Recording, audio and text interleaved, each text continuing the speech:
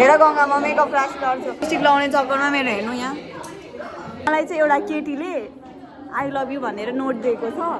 आफ्नो भाइको गर्लफ्रेन्डको रिलेटेड थियो मैले आफ्नो मम्मीलाई भनेको थिएँ अर्को welcome to my mini vlog यो भिडियोमा चाहिँ मैले मेरो कलेजको साथीहरूसँग चाहिँ ऱ्यान्डमली बनाएको now without any delay let's get into the video सबैभन्दा सुरुमा त मैले प्रीतिलाई मेरो आइडियाजहरू रन आउट हुँदैछ मलाई युट्युबमा के भिडियोजहरू हाल्दा ठिक हुन्छ भनेर एडभाइस मागेँ प्रीतिले नि मलाई यस्तो यस्तो गर्दा राम्रो हुन्छ भनेर एडभाइस दिए त्यो कुरा सुनेर त अब चाहिँ म झन् मोटिभेटेड भएर युट्युब भिडियोज बनाउँछु भन्ने निधो गरेँ अनि प्रीतिसँग कुरा मात्र के सकेको थियो त्यति बेला मैले एउटा लिप बाम देखेँ अब भिडियो चाहिँ यही रिलेटेड बनाउनु पर्छ है यसको युटिलाइज गर्छु भनेर मैले त्यो बेला सोचेँ र भिडियो बनाउँ मेकअप चाहिँ सजिलो छ होइन हजुरले यो लिपस्टिक लिने अनि यता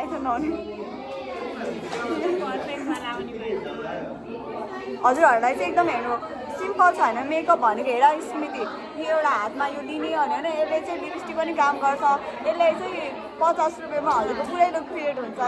50 रुपियाँमा म चाहिँ लिपस्टिक लाउने चक्करमा मेरो हेर्नु यहाँ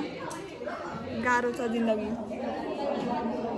लिपस्टिक लाउने होइन अनि यस्तो गरेर यहाँ हाल्यो ल सबै लिएर सजिलो लिपस्टिक भयो अर्को भनेको चाहिँ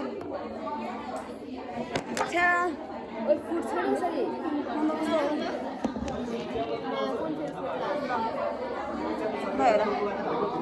यो चाहिँ 10 रुपियाँको लुक हो किन भन्दाखेरि यसलाई डेफिनेटली जति नै परे पनि थोरै भनेको त 10-15 रुपियाँमा आउँछ नि त म चाहिँ दुईवटा ट्रुथ अनि एउटा लाइफ भन्न गइरहेको छु नामसम्म सोच्यौ तिमीहरूले सोच्यौ मबाट स्टार्ट गरौँ न त नभए तिमीहरूले सोच्यो कि सोचेन है स्मृति नै हेर नाउ स्मृति ओके मात्र मेरो मात्रै हेर्छु क्या मैले चाहिँ सुन है मैले चाहिँ जिउँदो चिप्लिकी राखेको छु एउटा भयो जिउँदो चिप्लिकी राखेको छु क्या लामो त्यो चिप्ली कुरा हुन्छ त त्यो भएन त्यो जे पनि हुनसक्छ अर्को भनेको चाहिँ मलाई चाहिँ एउटा केटीले आई लभ यु भनेर नोट दिएको छ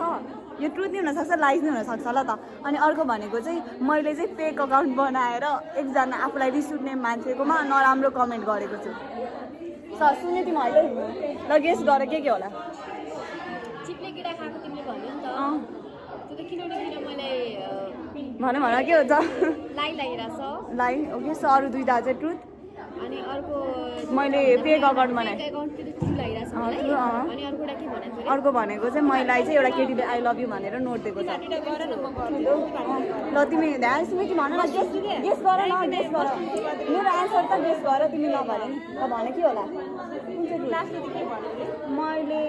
मलाई चाहिँ एउटा केटीले चाहिँ आई लभ यु भनेर नोट दिएको छ मैले फेक अकाउन्ट बनेर मान्छे आफूलाई नराम्रो मान्छेलाई चाहिँ कमेन्ट गरेको छु अर्को भनेको चाहिँ मैले चाहिँ त्यो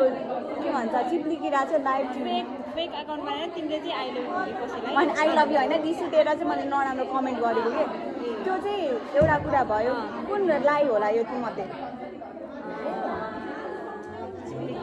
चिप्ली ओके सो दुईजनाले नै चिप्लिकिरा खाएको चाहिँ लाइज भनेको छ अब लेट्स है त के हुन्छ र तिम्रो भन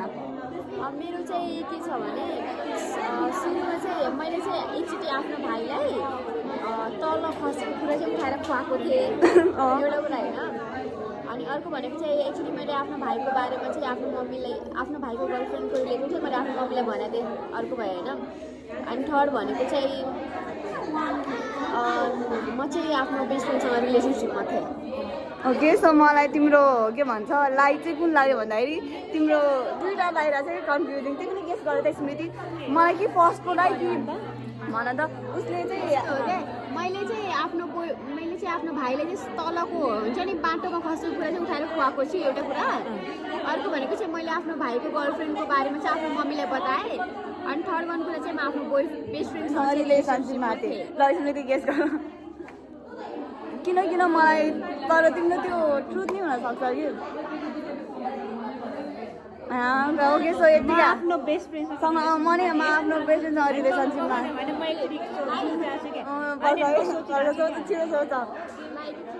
तर तिम्रो फ्रेन्डसँग एकदम स्पेसल बन्छ भनेर सो तिमीलाई मन परेर रिलेसनसिपमा बसेको पनि हुनसक्छ होइन तर त्यो फर्स्टमा त्यो बाटोमा खुवाएको त्यो त एकदम टिपिकल भयो अनि त्यो लाइफ पनि हुनसक्छ बिकज कन्फ्युज गर्न पनि हुनसक्छ नि त होइन जे पनि बाटोमा बसेको खुवाइदिएको अरे कि